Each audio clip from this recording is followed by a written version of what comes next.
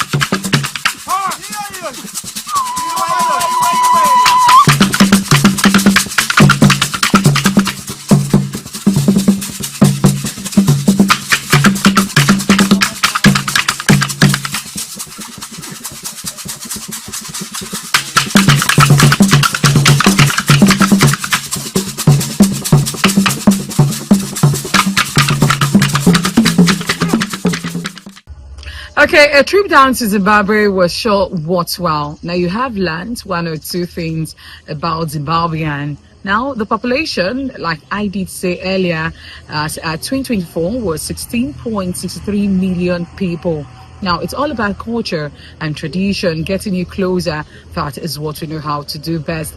So we'll be seeing you again next week for another exciting time on Heritage. All the way from Zimbabwe, we're saying to have yourself a blessed day. Bye for now.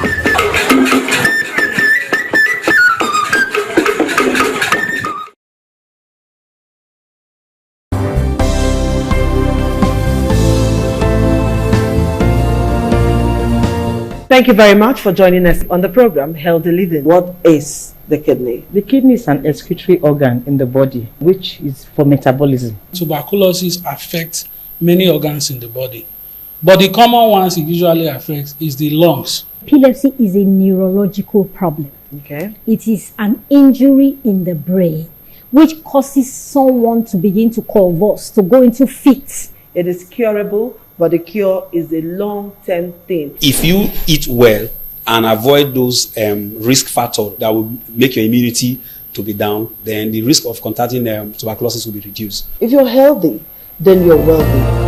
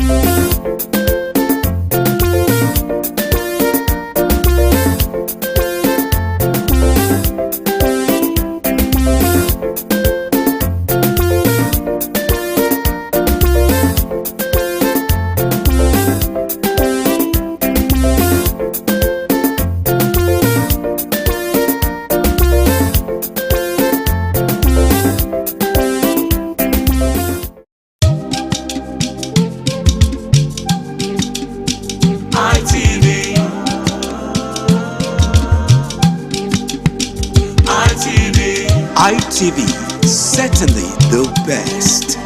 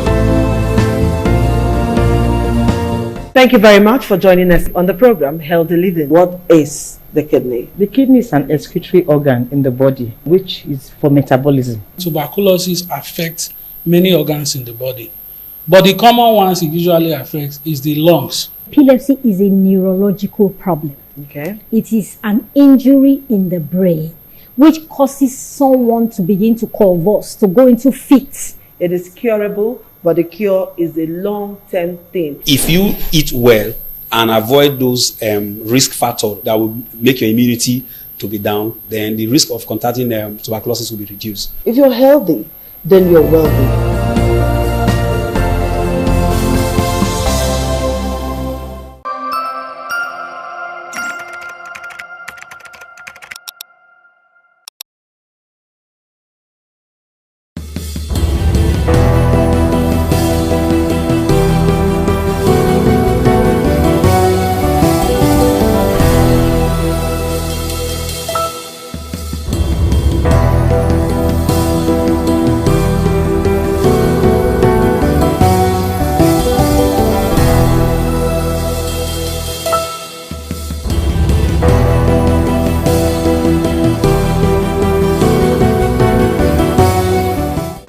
Hello, welcome to Viewpoint on ITV.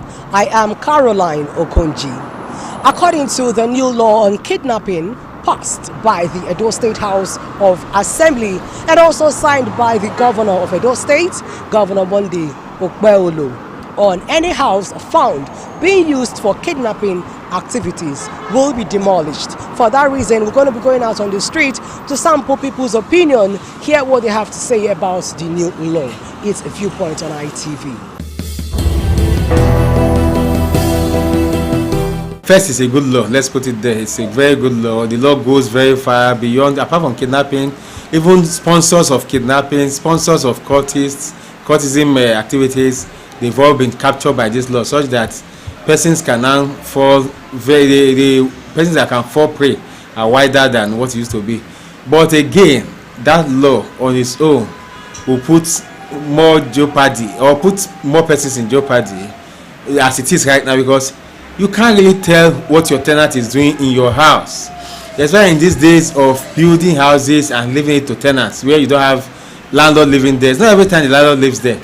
I have houses that I manage today that I only visit maybe twice a year.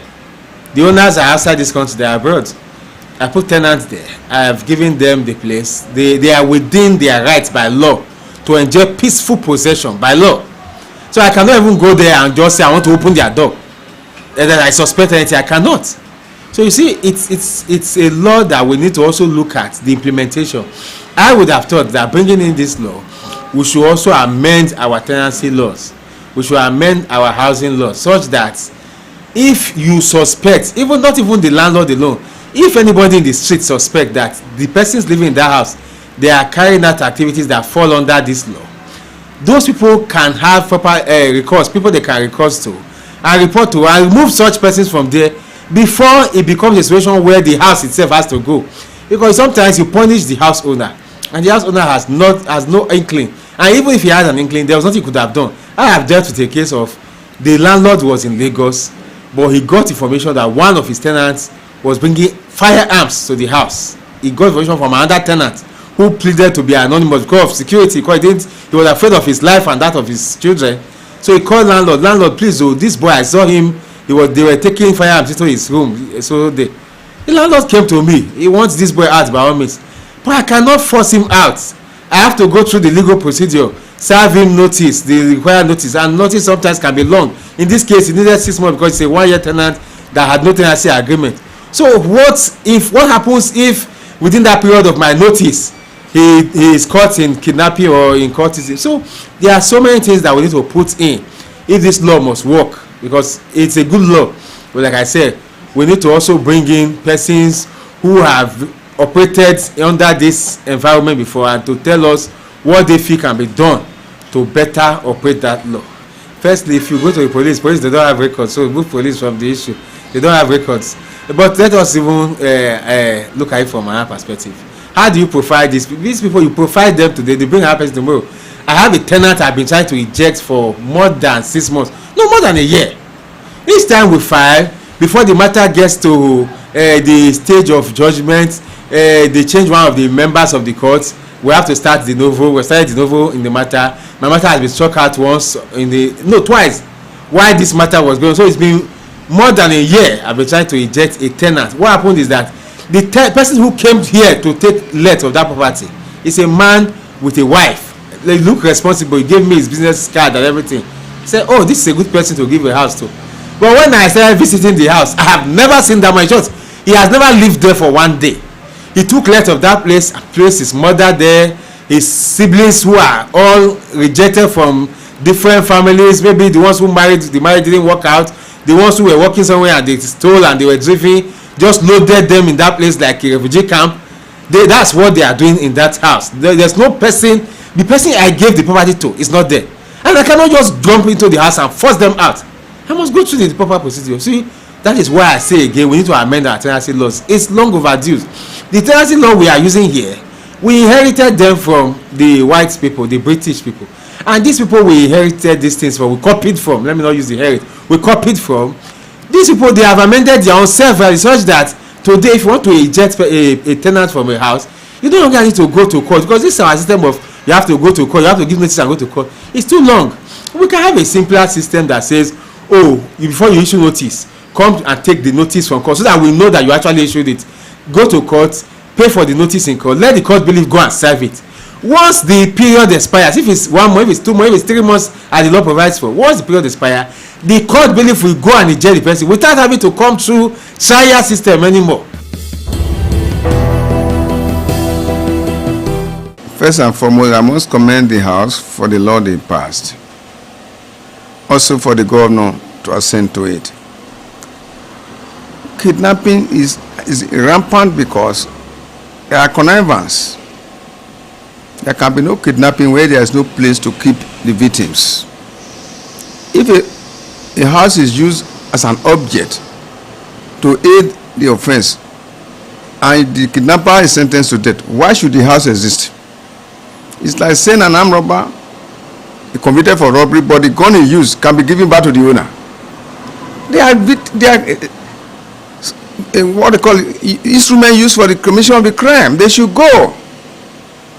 As long as there is no place to keep kidnapped victims, people will not indulge in it. Most of these landlords know what they are doing. You see a man have no job, want to pay you a house of 500, is prepared to pay you 2 million. You don't find a source of job. Where did you work? You have no job, you have no wife, you have no child. You are only interested in the money.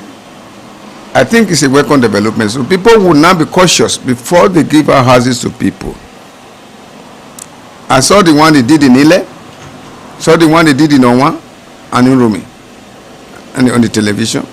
In the television, I think this is a welcome development. It's like those days under the custom law. Any instrument a motor used to drive goods that are not licensed forfeited to the federal government. I don't see anything wrong with it. Let them demolish them so that people will be cautious. At least, incident of kidnapping is a menace in the society. If you can go to the camps and destroy the camps where the Fulani are staying in the bush, why not destroy the one they are using in the town? I think the landlord should ask the property tenants to go and depose to affidavit and give a copy to the police if there is any reason to protect the landlord. What job do you do? What's your age? Where do you work? Perhaps, I know if a lawyer wanted to get an office in Benin, the landlord said, I want a senior lawyer to certify that you are of good character. I have to. Personally, because to undertake that is of a good character before the landlord gave him the house. And that is the essence of it all. The idea of overnight riches, kidnapping, it's not the best of it all. I think people, before you give a house, tell the people, go and depose to affidavit for the job you do, give a copy to the DP of your area so that I can be protected. In the absence of that, you are not accomplished.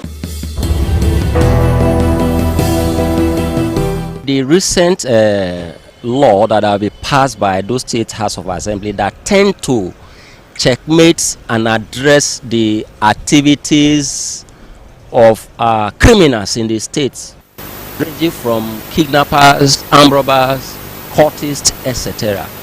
It's a very sensitive and at the same time a complex issue that we are dealing with. Again, everything that have advantage has disadvantages. This law perhaps were made in good faith. There is one thing to make law, there is another thing to implement these laws. I want to advise that these laws should be implemented with human face. Like I said, if any property, as is stated in the law, is used to carry out crime, it should be well investigated before actions of demolition can be carried out. Because it is possible that a criminal, being a kidnapper, could be residing in a house of persons who is not in any way involved in the said crime. For instance, if I'm a landlord, I rent an apartment to a tenant, I don't know what that tenant do. Perhaps the tenant is a civil servant. We have seen a uniform person, security personnel like the police or army personnel involving in kidnapping and armed robbing. If as a landlord you now rent an apartment to such person, should you have anything to worry about? No. But if unfortunately the person now indulge in criminality, should that mean my house should be destroyed? It's a very big issue, and we are very concerned about this aspect because it could happen to anybody. So as such, we are advising that the government should enforce this law with human face, not to enforce it with any intention to victimize anybody. And before there should be any form of demolition of any house, there are procedural processes of investigating crime. There are aspects that the judiciary, the court will have to come in to find a person guilty. You can't just say Comrade Curtis Ogbebo is alleged of kidnapping and you just carry out such an exercise to carry out a dozer to go and put down my house when the process is provided for in the law has not been followed. The process of investigating me, if I'm directly involved in the crime, try me in a court, giving me an opportunity to defend myself in court. It is only when I am found guilty that such action can be carried out on me. When that is not done, I don't think such actions is just enough. It negates the procedures, the procedural norm provided for in the law for prosecuting crime. So in all, why the government is making efforts to checkmate, to reduce the crime or deal with crime, the government should also consider the innocent persons that could be victimized in the process. So we advise that the government follow due process in fighting criminality in the state and other part of the country. Nigeria as a country does not have a database that contains the information of the citizens. So from where and how are they going to document or profile tenants? If I'm being invited by a landlord or by security personnel, is it not what I tell them that they will document? If they ask me where I work, I tell them I work XYZ, I run a personal business. What mechanism, technology does the government have to do verification? So to me, that could be a mere eye service, an exercise in futility, because the government over time have not deemed it necessary to collate the database of every Nigeria like it is in other civilized and sane society. So it's going to be, like I said, it's a very sensitive and complex issue. So the government have to take step by step to address this issue so that we don't exacerbate and the process victimize innocent persons. The issue of kidnappers being dealt with by a way of maybe demolishing their houses when they are found guilty is a good one. But then I think the law enforcement need to do a thorough due diligence to ensure that the owner of this house, the person who owns this house, they have to investigate to ensure that they have done their investigations, and if perhaps they have not done their investigation, then the law can have its course. But if they find out that these persons have in any way tried to do their investigation before accepting these persons into their compound, they should find a way to help the situation, because we cannot tell somebody who have taken his time, maybe his hard-earned money, maybe even his last money to build a house, and then you demolish the house because the person gave it to a wrong person, and not the fault. I mean, it's not the fault of the owner of the house. So I would advise and I would suggest that yes, it's a good idea, but let's ensure that investigations are done properly, very properly, before anything of such is carried out. Because yes, some landlords will be aware, perhaps because they've had agreement or understanding with these kidnappers, and they will overlook it because of the money that they are getting. So if you find them guilty, I agree that their houses should be demolished totally. I want to first and foremost commend the State House of Assembly for taking the bull by the horn, because kidnapping has assumed a very worrisome dimension. At the onset, it was like kidnapping expatriates, and then they proceeded to a large-scale kidnapping citizens. Now it is like kidnapping the poor, even the poor of the poorest. And that, of course, is a call to a serious action from the side of the government. But be that as it may, we should not forget that there are factors that necessitate this action behind the persons who are going into that venture of kidnapping, because it is now becoming a business to some persons, forgetting that they should be aware that kidnapping is a crime and every crime must be punished. And so that is why I said I want to give kudos to the House of Assembly for being able to come up with this laudable idea of passing a death sentence. I think that is a bit okay. But looking at the aspect of demolishing the houses where these kidnappers used to keep their victim, I want to say that first and foremost, some of these kidnappers may not keep their victim in a house where they themselves have rented. They can use some abandoned building, they can use some dilapidating houses, and at most time the owner may not even be aware that their houses are being used. So I think the government should look at that portion critically, because when I saw I think through the social media the demolition of a house in Uromi where the kidnapper were using as a hideout, or where they were keeping their victims, I felt well, it may be good, but if the owner does not authorize the kidnapper using his own place for such, I think that area should be looked into by the government, especially with this our present day, you know, investigating aspect. They want to carry out quick prosecution, and sometimes the investigation may be so shoddy that they cannot even go to the extent of getting the view of the owner of the house if he actually was aware that such person is using the house for kidnapping purposes. Again, I think it will put every landlord on their toes, so that in case you are bringing somebody into your house, you should be able to look at his character and what he's doing for a living. And like some person said, it should be profiled, involving the police to actually look at this person, how he makes his money, what business he's doing, before you can actually give out your house to persons for use or for rent.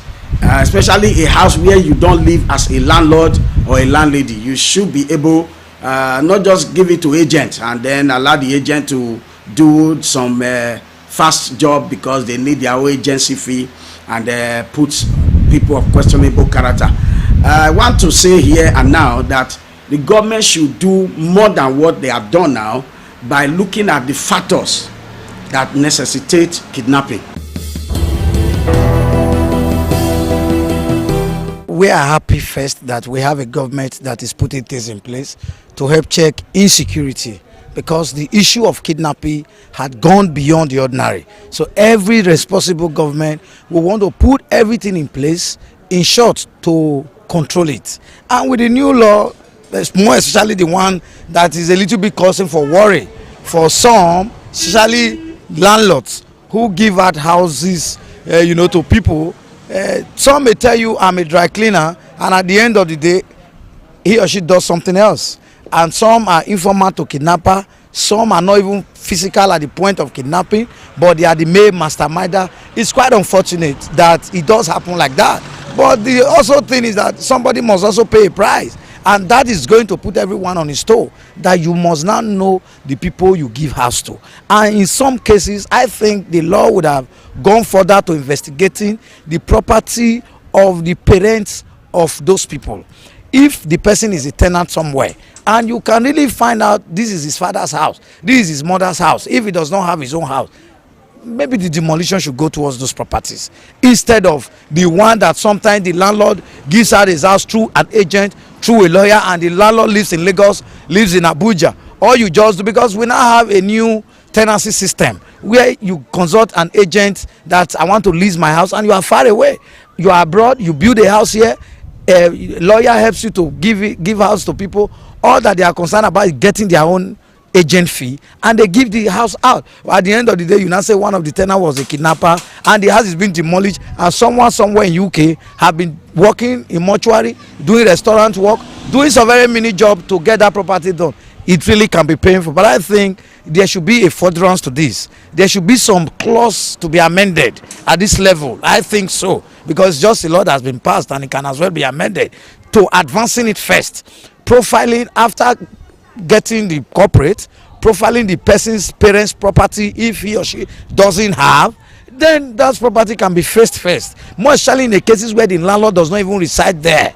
It will be understandable that you don't expect where I don't stay, I should know more about the activities of the person staying there. So being a fan of the governor, I appreciate what he has just done and the House of Assembly for passing this and the governor assigning it. But I think we can go further by what I have just said, so that those who are not in any way involved will not be a casualty. But if it's the property of the person that is involved, that he has a property, no question should be asked. They can go there and demolish it the next day. But in a situation whereby somebody is renting someone's house, the landlord does not stay there, or he knows that somebody says he's a medical doctor and he's renting my house and he pays my own fee, that is all that people are really concerned about. So please, I think there should be some amendments to that section. I think the government can have, a direct intelligence team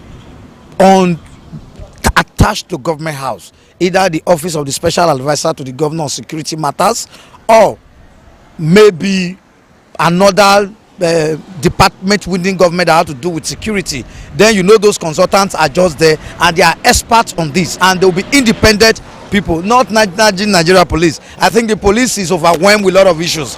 Adding this to their own, they can just even be in a hurry and get the possible results in order for them to go back to the office and continue with the normal case they have in their table. So I think independent security consultants can be better, if not the DSSS being involved. So far so good. We've heard all they have to say about the new law on kidnapping being passed by the Edo State House of Assembly, especially in the aspect of landlords profiling their tenants before giving them house. Some are of the opinion that it is achievable, while some are saying it is not achievable. But in all we need to do as citizens is to put our heads together and work with the state governments to be able to achieve this single purpose. It is Viewpoint on ITV. I am Caroline Okonji. Bye for now.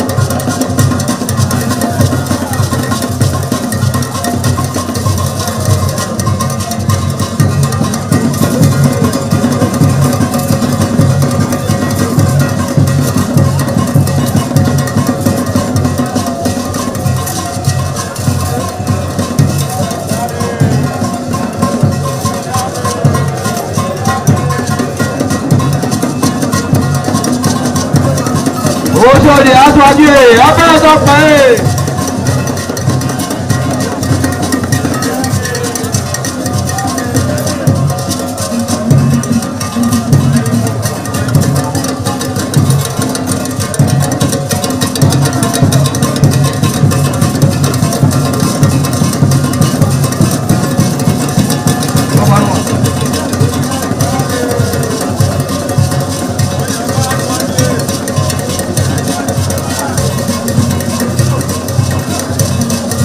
Àyàbá sọ́kì ẹ̀ abẹ́rẹ́ tó pa ẹ̀.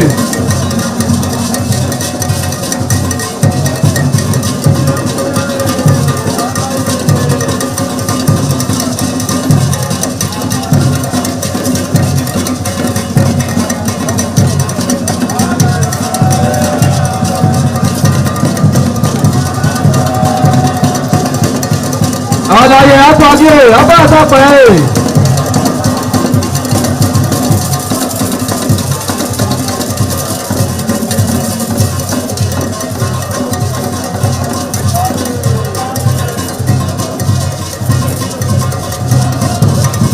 Ẹgbẹ̀túwà.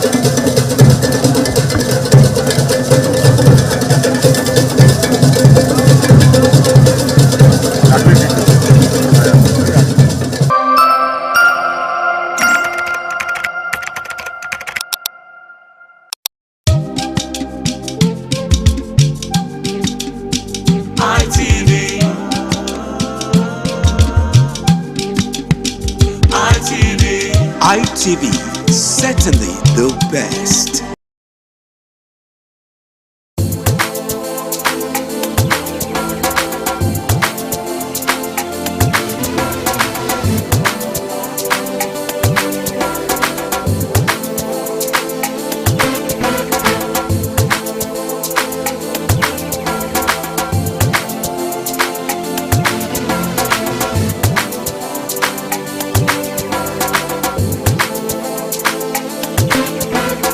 Welcome to Market Survey, your weekly window into the cost of everyday goods that shape our daily lives. In recent times, the rising cost of food items has continued to affect homes and kitchens across the country. Today, we turn our attention to groundnut oil, a major cooking ingredient used in households, restaurants, and food businesses. Whether for frying, sauce making, or everyday meals, groundnut oil remains a staple in almost every kitchen. On this edition of Market Survey, we'll find out the current prices of groundnut oil, the reasons behind the changes, and how traders are coping with the new reality. So come with me, let's get to know the current prices.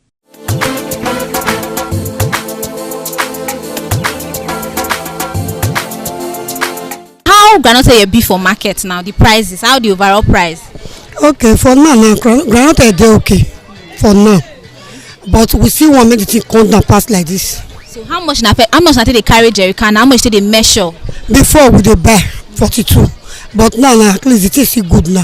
We dey buy 39, 38. Okay. So for now the thing dey less. So we want make it come down. So how much na they measure? Like all this one bottle 5 liters. How much na? Okay, those bottles now we dey sell 2,1 before. Okay. But now we dey sell 1,900, 2,000. Okay. But we want make it come down. Then all these 5 liters. Okay, as this one be now we dey sell level 5 to 12,000. But now we dey sell 10,000. Okay, now you want me the price come down? Like how much if you say that if they sell now, we say everybody will pay afford? At least this one now go be 5,000. Go dey okay. Go be 5,000. Why that one now fit be 1,000 or 900? Go dey okay. So but now the price don't come down small, boy. It come down small, but it still dey high side. Compared to the beginning of this year and now, how much I think they sell for the gallon? No, before now, early this year, yes. It dey pass like this. But everything dey okay now, even rice. But we want make it come down so that everybody will feel the buy. So now even people wey come dey buy, customer wey come dey buy, they say they complain say it's still dey on the high side. Even now They say they complain. You know, say we human being, even if this one enter 1,000, they will still want make it come down. But at least we want make it come down. Even we where they go market, they go buy, so that we will feel see the buy. So the season now we dey for groundnut oil, so as we dey like. Not be the season, sha, but the thing dey okay. You know, say this Christmas period, it dey there, but now the thing come down. So we just thank God. So but this Christmas period, so compared to last Christmas period, difference? Big difference. Big difference. The thing come down. So like how much did you take come off for money when I take the seller? A big go. As of last year, I think we dey sell that bottle 2-2. But now at least we even sell 1.8 and we'll still make am. You know, so the thing come down.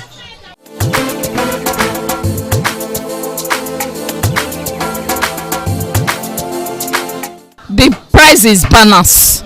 I can see everything come down a bit. So how much na pay to dey carry groundnut oil before for gallon? Before we dey carry for 52, 53. Very soon e enter 40, 49 and some change. But as right now we are buying, that is 47,700.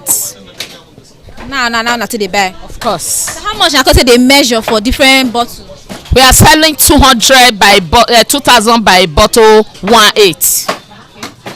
The bottle 1.8 last. Of course. So how much na pay dey sell that bottle before? The time we dey buy 52, 50 something, we dey sell that bottle 22, 23.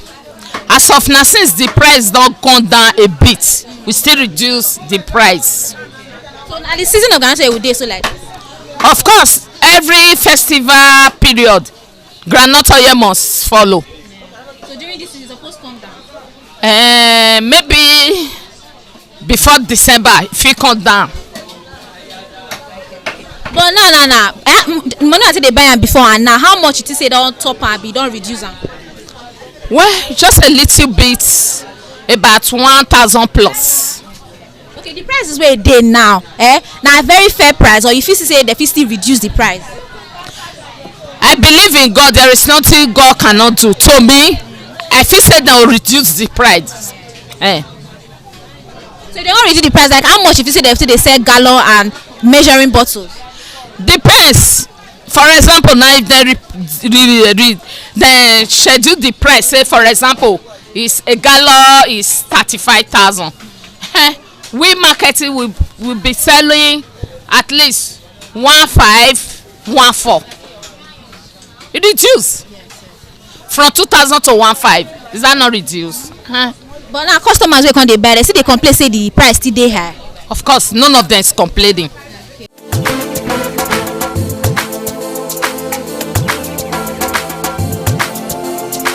This one is 2,000. Why this bigger one is 4,000? Okay. That is how we are selling it now. How na take dey sell am before? Before we sell it 2,2, 4,4 before. Okay. But now 2,000, 4,000. Okay.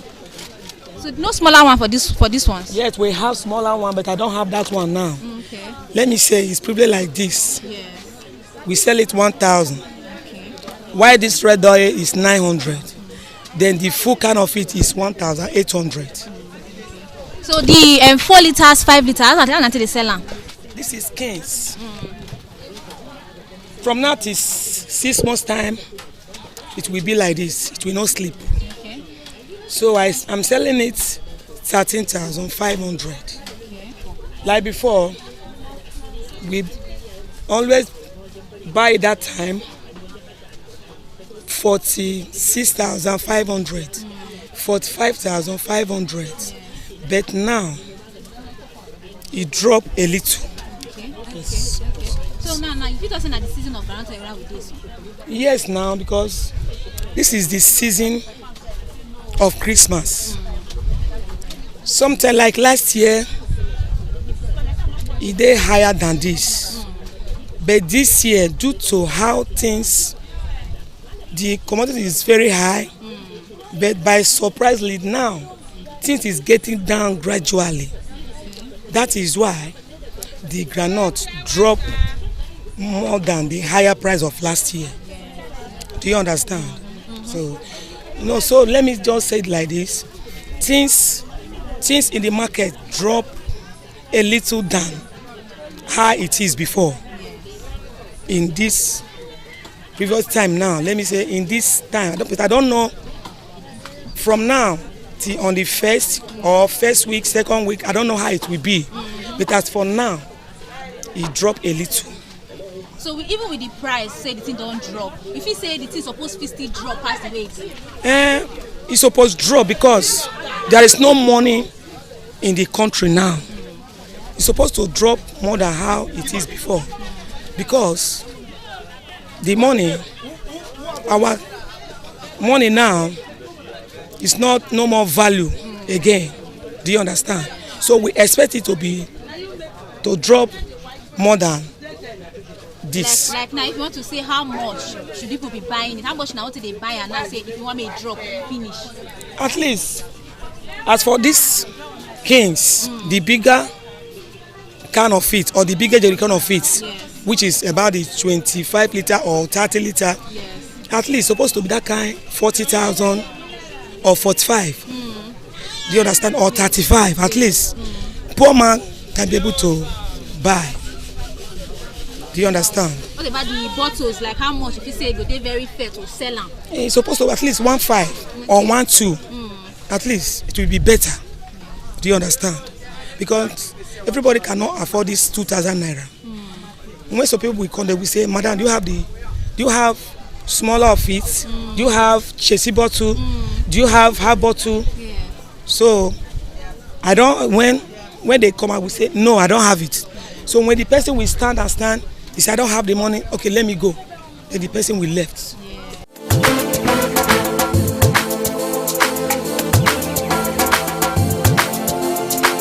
For now, the groundnut don't still drop small.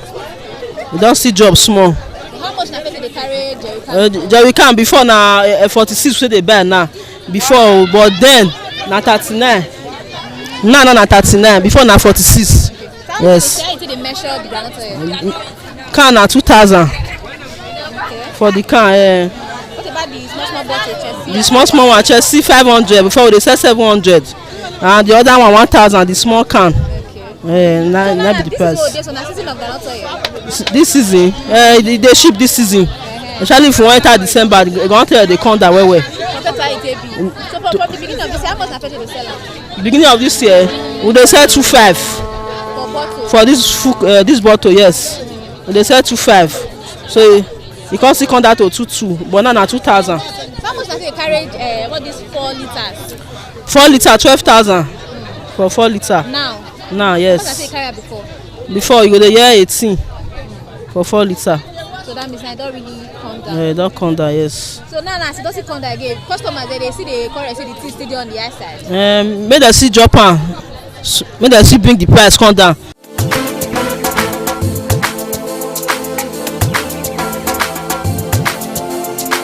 As we've heard from sellers, groundnut oil continue to play a major role in household cooking, but its rising cost is making many families adjust their spendings and consumption habits. Traders are also facing challenges from high transport costs to unstable supply. Still, many remain hopeful that prices will become more stable in the coming weeks, making groundnut oil more affordable for homes and businesses. So we've come to the end of today's edition on Market Survey, and we looked at the prices of groundnut oil to know if the prices have increased or if they've reduced. But overall, it shows that the prices is now fair in the market as opposed to how it was being sold before. And that's it on today's edition of Market Survey. I am Stephanie Notodiuwa. Thank you so much for staying tuned.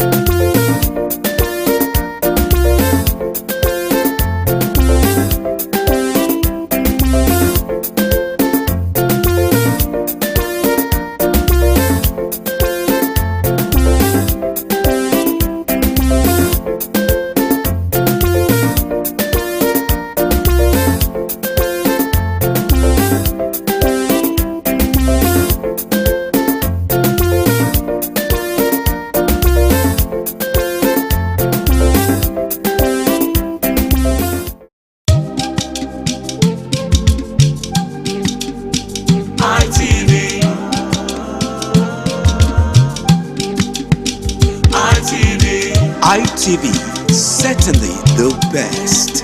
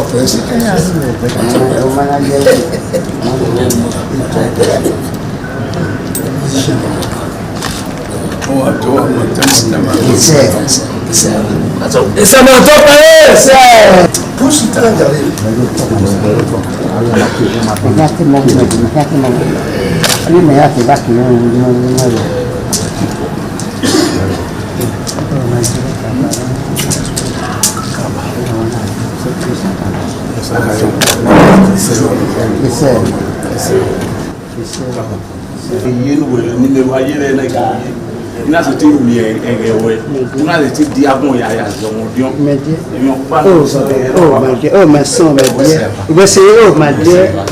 Oh, we're not here. It's not the you're not over. Yes. You're not those. Yes, my dear. Where's it happening? Where's it happening? Oh, it's not here. Where's it? My dear. It's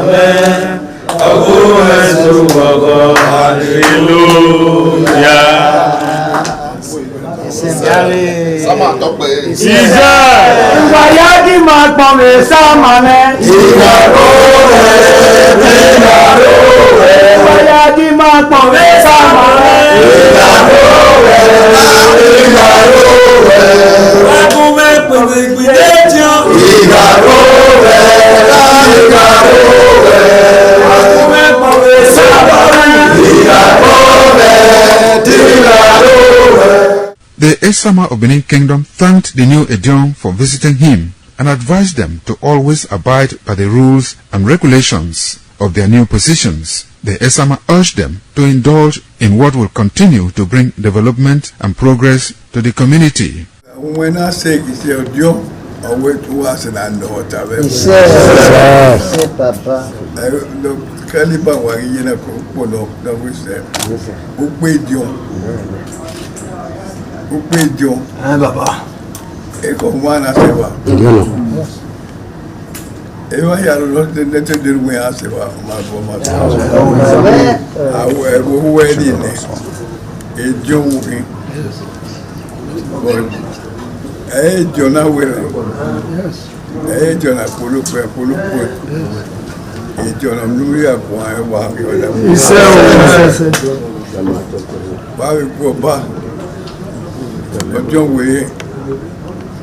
Kaja de nena ya depo yi. Wa wi ate wona mo no ma se lo ka yi.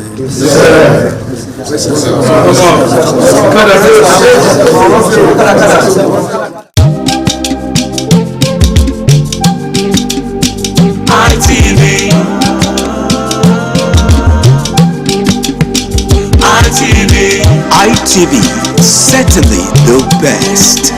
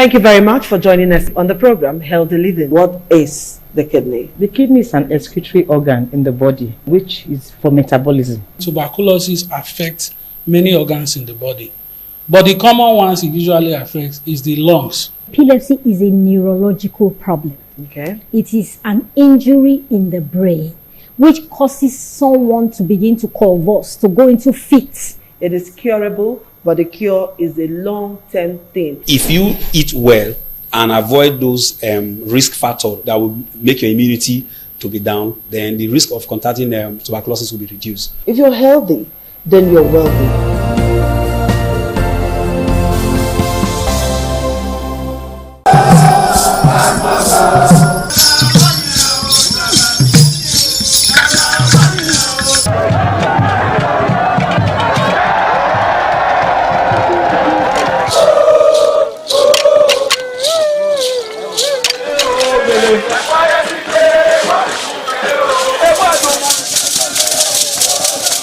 The Ugewe is the final ceremony of the series of festivals. It is one of peace and lightheartedness, following the more solemn of the ritual year.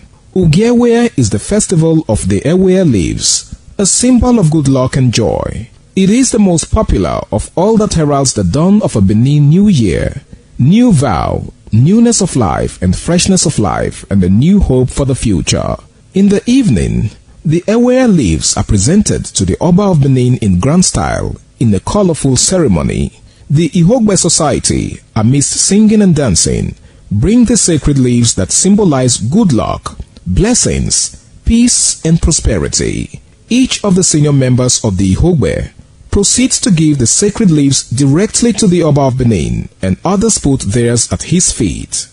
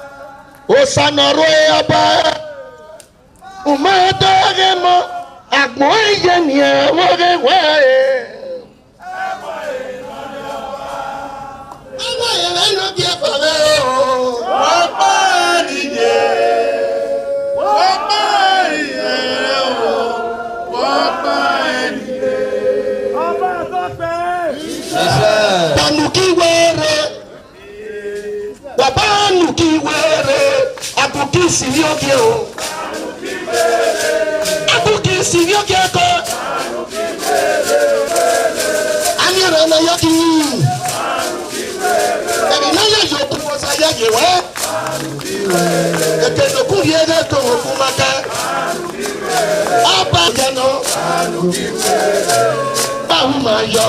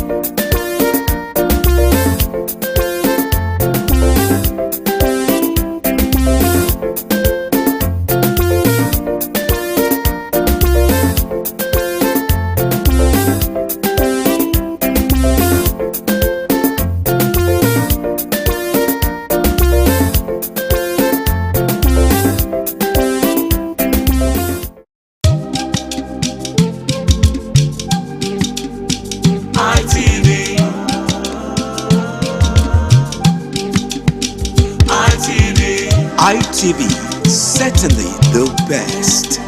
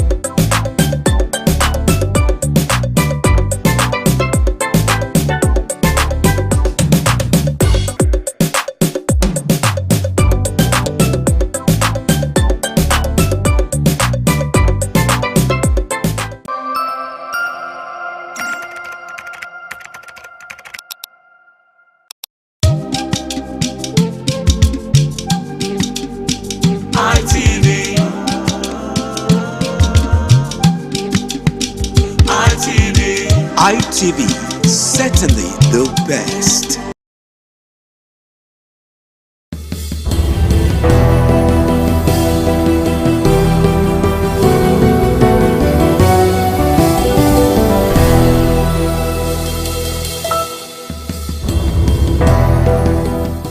Top of the evening to you, ladies and gentlemen. It's another lovely episode of your favorite men's rendezvous on television, which is the Guys Hangout Show on Independent Television, reaching you live from the city of Bronx. Yes, of course, I love to call it a city where the king is truly king. Now, for starters, the Guys Hangout Show is a show that, teaches men to prioritize themselves and to put themselves first, and of course to invest in themselves, because it's no news that society looks up to men a lot. A whole lot is expected of men in the society, from protection to provision and what have you. Now, if you don't have to give, you really can't give. Just like they say, you can't give what you don't have. So it's very important that men learn to prioritize themselves and invest in themselves.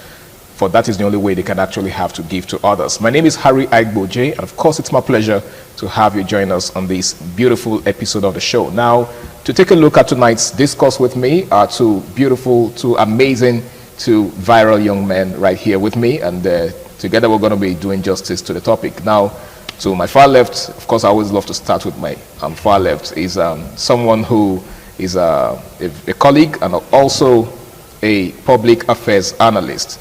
He goes by the name of Michael. It's good to have you, Michael. It's great to be here again. Thank you very much. Welcome, Michael. How's your day been? It's been great. Wonderful. You look great. Thank you. And you too. Thank you. All right.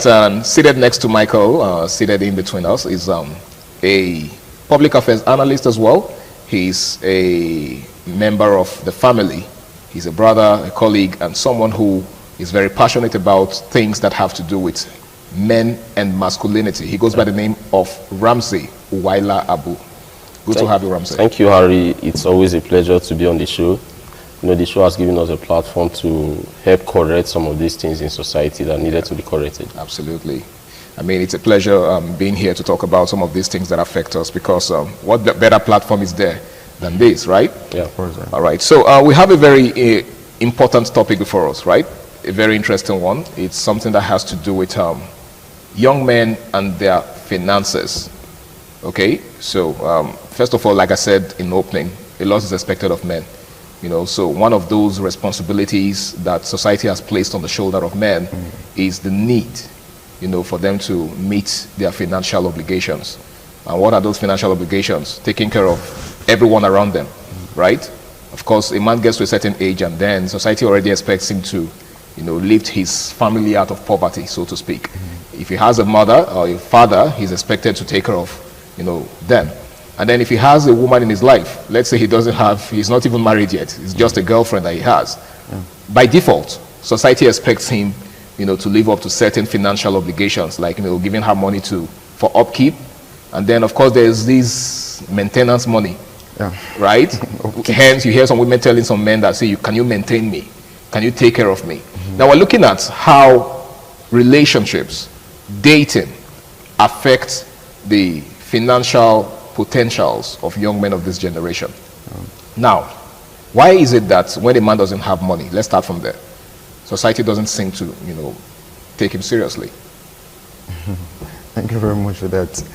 Well, it's quite unfortunate that we're in a system, a society whereby the poor doesn't have any words of their own. They don't have a say. You can't talk. You know, in this society today now, we have many persons that are pressurized. All right. Now, if you don't have money, you can't belong. Understand? You can't belong. You know what I mean? Let me be elliptical. Okay. You can't belong. You get. So it's so unfortunate right now that, okay, you see, some persons that are so much traumatized to the extent that because they want to belong, they're not doing some illicit, putting their hands in some illicit activities. You understand? So I really don't know, but it's just where we find ourselves. You get. So if we can change that kind of parochial mentality, I can't, because of, see, some persons find themselves in a particular situation which is not their fault. You get. You just have to live with it and, you know, do your level best to come outside from that, you know, from that situation. It doesn't mean that you're going to stay there forever. You get. See, some of these youths today, they don't have to be pressurized negatively. Because you want your voices to be heard, you're going to start, you know, putting your hands in one or two dirty, prescribed on things or the other. You understand? So it's just quite unfortunate that until you have it, before you can, you know, be there among the, you know, the chosen ones, in quotes. Now, thank you very much, Michael. Ramsey, there seems to be this growing trend, especially in the media space, right? Of men saying that relationship has become like a poverty alleviation scheme.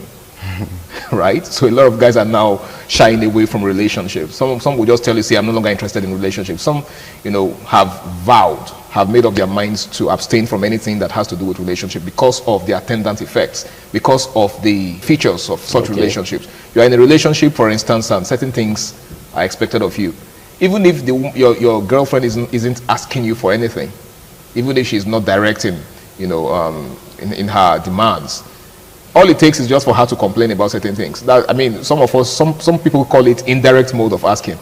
She tells you, "Oh, my rent is due." Yeah. Right. I mean, I need to make my hair. I haven't made my hair, for the past 2 weeks. She didn't ask you, but she's asking you. She didn't ask, but she just. Do you understand?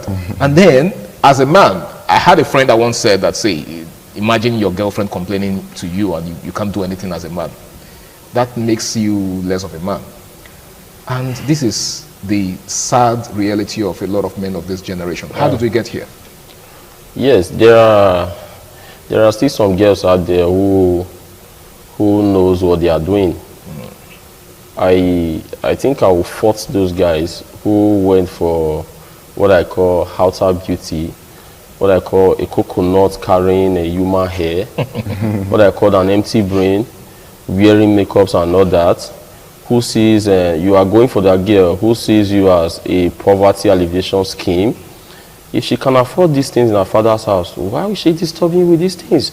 The problem, I know many girls out there will say, okay, if you can as well get whatever it is you are doing with her, having sex with her and all that, why did you decide to go for her? But the truth is, it is not a market thing. I didn't buy it. I am not paying for it. It's not transactional.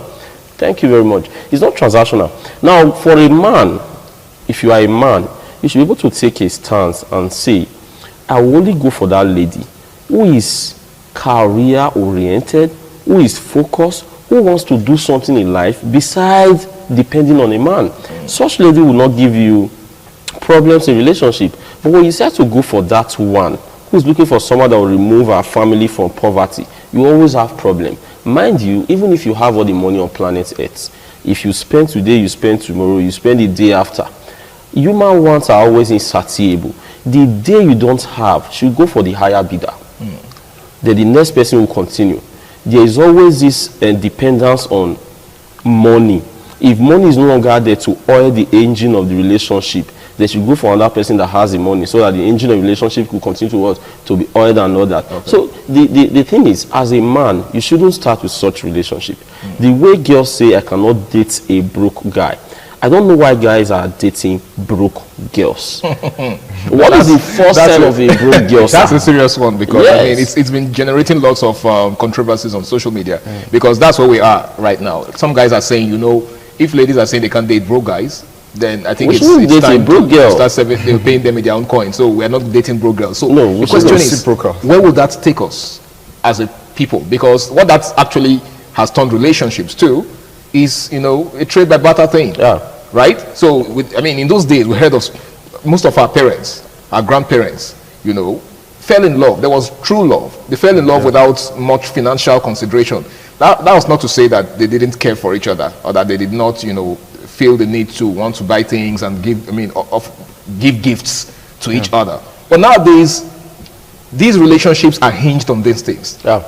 So if you take these things away from relationships, there will be no relationship. There will be no relationship. So my question is, what does the future hold for young people? If we continue like this, there will be no marriage. The only thing we'll have will be wedding ceremonies. And these days, many girls are even hyping or putting all their hope on how their wedding is going to look like, instead of thinking of how their marriage should look like. And that's because they have tied the whole of their life to the financial status of a man. Sir, if all men can decide to say we are not dating a broke girl, it will bring us to normalcy. It will bring us to what we call real marriage. Okay. No, when the Reverend Father says for richer or for poorer, some people say for richer, he knows that there will be time where there will be what? The worst. It's not going to be good all the time. So this time when things are not working out well for your man, will you still be able to stay? Who is that man that is so rich that at times there will be no hiccups in his life or financial status and all that? Definitely there will be time when this man needs money. Will you still be there as his wife? So when you start a relationship with money, I can take care of you. Can you afford me? Yes, I can afford you. As if they are products. We only afford things that we buy, we use and done. Commodities. How can you say, as a human being, you are asking a man if he can afford you? Like you are some sort of commodity. Then you sold your rights, you sold everything, he can afford you. Then he knows everything about you. And later you come outside to say you are a feminist. Women should be given equal rights. When you have been bought by a man, you ask if he can afford you. So the problem now is, guys out there, look for a woman who is a real woman. A woman who knows that she is in life, not because she just wants to depend on a particular man, but to make money herself and going to marry. For such women, you enjoy marriage. But if you pick that one who is looking for someone that will take her out of poverty, you will keep spending and spending. At the end, you will still lose her because she is fit for the streets and not for the home. Not for the home. Okay. Now, we pray that we do not end up with one of those that are suited for the streets. Now, Michael, Ramsey just said something about some men's poor choices. He said that a lot of guys that end up with such women, it's because they actually went for such women. But the question on my mind when he was saying that was, how many good women? Because he said that there are women that do not share that mindset. But the question is, do we have enough of such women to go around nowadays? Do you think so? Do you think we have enough of such women to go around? Yeah, of course. First of all, I think many persons, many of these females, they're living bogus life. You won't spot it at the outset of the relationship. Exactly. When they enter it, they lose their wrapper, they lose their exteriors, because you begin to see the real color. The real them. Because at the outset of the relationship, because you are a safe space for them, they will just show you their good side. But when they are in, they begin to show you the terrible part of it, and you start wondering, like, I don't understand, is this the person that I was with? You know, like from your question, you said, are there good women, enough good women to go around? Yes. Actually, there are good women to go around. So you think men are looking in the wrong places? No, the thing is that actually there are many women like that can go around. But you see, most guys today, they go for what they see. They're looking for voluptuous women. Oh wow! Like when I take this girl out, people will be like, wow, you really select. Wow. They're not looking for the interior. Just check out for the lady's eccentricity, how she behaves. Is this a lady or a wife material? So you're saying, in essence, that some guys are more interested in the outward appearance. Of course. You know, like you just said, some of them have this mentality that, I mean, I have to pick a girl that will suit my personality. Good. The type that, you know, when I step out with her, everybody will be like, wow, this guy chose well. That is, you know, because of this parochial mindset, they're looking for who they can showcase, who they can flaunt outside, like this is somebody that chose after. You get, so that kind of thing. Now that woman, she knows this is why you actually chose her. Okay. You get, but she wants you to keep feeding her like that. She makes that just threatening you, like, if you don't, I have other persons that I can go and be with. You understand? So because of the parochial mentality at the outset, you get, so there are actually many of these women to go around if the boys choose relax, you know, to look the right way, to look the right direction. There are actually very, very many to go around. Understand? Now, Ramsey, I think, because a lot of times we accuse women of being too materialistic, right? So what you guys have said now is actually, it actually puts men in the same category. Because, I mean, if women are looking for superficial things in men, men are also looking for superficial things in women. Like, the question could also be, are there good men to go around? Okay. We only have few. The kind of men we have these days are men who like flashy things, who, like he rightly said, who love voluptuous women. Women who they will present and their guys will like, you tried, you are a man and all that. But without thinking about the character, the content of this woman. But then there are beautiful girls out there who also have good character. If boys actually calm down, look, see, for everything there's a reason, right? So at the outset of everything, look out for is this the kind of, like you rightly said, is this the kind of person that will give me peace of mind?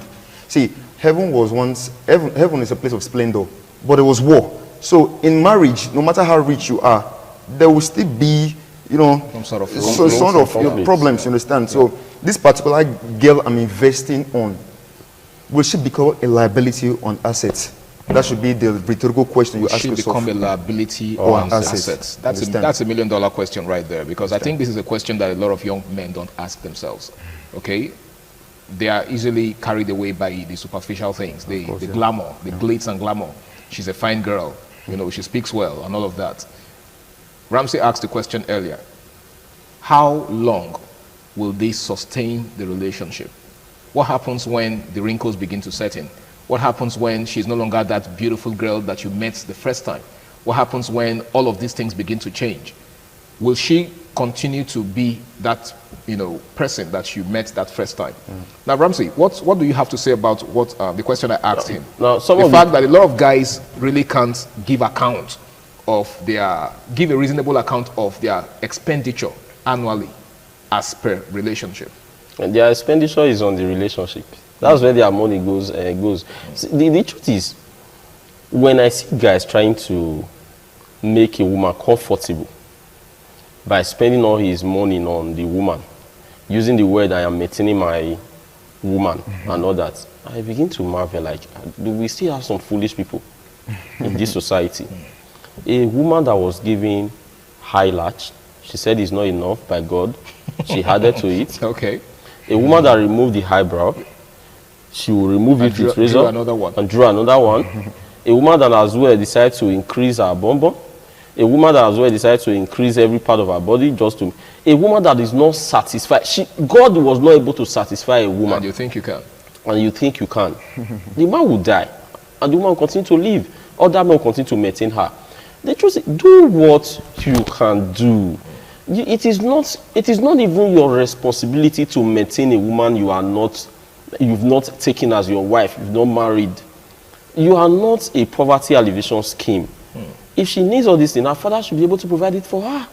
If her father cannot provide, either brother cannot provide, her family cannot provide, she can't even provide it for herself. Then who said, where is it written in our constitution that a boyfriend must always provide all the needs of a girl? A girl that loves you will never stress you. She will not ask you what she knows that you cannot afford. If she's asking you what she knows you cannot afford, she's trying to say you can't take care of me and I'm moving. Maybe she's saying anything directly. Because she knows you cannot provide this 1 million, for example. And she's asking you for $1 million. She knows you can't provide it. Indirectly, she just needs a reason to go. Then you let her go. And focus on someone that will grow with you, that will help you build your home, and all that. Now you see, it is not also their fault. There are some guys out there who have so concentrate and value this idea of physique of a woman. She must have this, she must have that. And that's what leads some girls to go for this, is it BBL, BBL, this and that, enhancement, because that's what get. But the truth is, those guys just want to use you as show off. The love is not there. When it's time for that guy to settle down, he will go to that other girl out there, who they see as Mary Amaka or Christians and all that. That's the girl he wants to make the mother of his unborn kids. Then the other one is for show off, for showmanship and all that. So they should know that a man that really loves you will not want you to go under the knife just because he wants you to add more flesh to what God has given you. It is from the heart that you actually see the beauty of a woman. Who said there are no beautiful girls out there that are well-mannered also? That doesn't mean girls that are well-mannered that are not beautiful. They are beautiful. There are beautiful girls out there. They are well-mannered. They are focused. They know what they want. You go for such. Okay. So the fault is from some of those guys who make it look like this is what all men want in a woman. That is not what all men want. Men want a woman that will be the mother of their kids. You've drunk with a man, you smoke and shisha like a dragon with him, you've done different things with him. Once it's time for marriage, the man will remind you of your past life and say, I can't marry this woman. I am going for this. And you say all men are scum and all men are the same and all that. You've forgotten when he was paying you for it. When you were collecting thousands, when you were collecting millions from him, when he was taking you all around the world, you were sitting in front of the car and all that. He paid for it and he got whatever he wants. He's done with you. Now he wants to settle down. You are crying.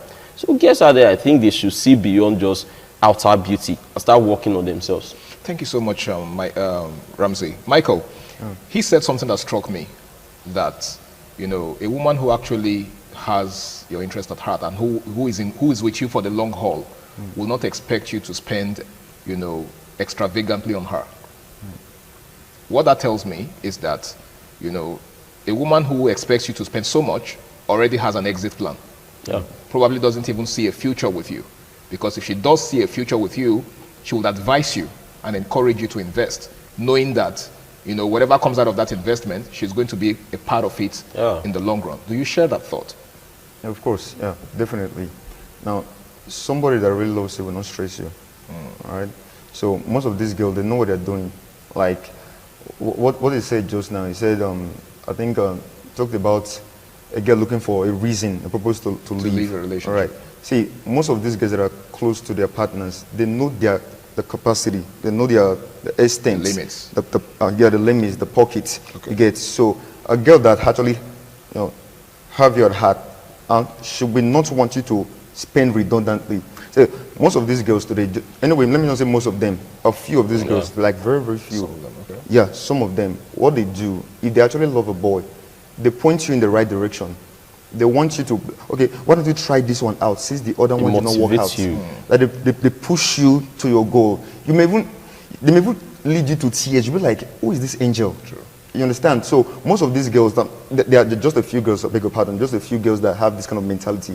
Most of them are carried away by these social media material things. Look at what my friend's boyfriend got for her. Let's not forget about social media influencers. Yeah. I just bought a new hair. Yes. Then my friends need to see it. Yeah. So her boyfriend bought it for her. You get. So as we're moving like together, I was the black sheep. I was the one that was left out. Look at them with their their exorbitant So hair. she was under pressure. Just to look at you understand. So this kind of girl, that is, if Grandma Cooper met me, I'll say that's the reddest flag. You understand? Okay. So you understand. So that kind of thing. If a boy spots such error or such thing, nobody should tell you to, according to the balance, to borrow more leg and run. Okay. You understand? So a girl that really loves you will not overstress you. All right. Now, Ramsey, what's your advice for young men who are in one-chance relationships? Okay. One chance in terms of, you know that the person you're with right now doesn't really have your interest at heart, but because you're already emotionally attached, you don't know what to do to opt out. What's your advice for such? Let me remind them. Less than 30 seconds. Yes, let me remind them, if they've forgotten that you can give a woman everything. Give her all the money. There'll be one bicycle repairer. It could just be a driver. It could just be the vulcanizer by the roadside who is servicing her, let me use that word. And you are the one spending the money. Women don't even know what they want. They can fall in love with anybody just for anything. So you can be taken as your dogu. Some women. Yes, some women. You can be taken as your dogu. Okay. Why she would just love the other guy because of the way he looks. So if you think money can buy love, you will spend and spend and spend. At the end, it will still end in futility. So in a nutshell, money can't buy love. Can't buy love. Definitely. All right, Michael? Yeah. I think, well, like I said, let me contribute to it. So most of these relationships that we find ourselves in, just do your level best and leave the rest. You don't have to kill yourself. You don't have to pressurize. Like you said just now, you said some women, they found calmness, they found safe space in some certain persons. They can like a guy because of his sexual powers. They can like one because of his pockets. They can like one because of his. So there's no particular reason why. No particular reasons. Exactly. Women are ones to men. Okay. just insatiable. You just can't please them. So just do your level best. You understand, and leave the rest. All right, guys, I want to say a big thank you for making tonight's edition a success. You guys have been really amazing. Well, like they say, a word is enough for the wise. You really can't go beyond your limits. Every human being has a limit. Okay, and the moment you begin to try to stretch your limits, that's when you begin to wear yourself out. And then the moment you're done, she would leave you for the next person. Okay, so just like they've said, if there's anything I can take away from what they've said so far, is the fact that you can't please anyone, not just women. Okay, you can't please anyone. Human wants are insatiable. Where you stop is where somebody else is going to begin. So why not just do the best that you can? And just like Michael said, the person that loves you will not stress you. Seriously. Whoever loves you will not stress you. If that person you are dating is stressing you, just know that the person is not for you. And you'll be doing yourself a world of good to walk out of that relationship. It's been the Guys Hangout Show on Independent Television. I want to say a big thank you to each and every one of you out there. A big thank you to the gentlemen in the house for making today a success. My name is Harry Agboje, and until I come your way again, same time, same station next week, ensure you make every single day of your life count. Do have yourself a beautiful night rest. Bye for now.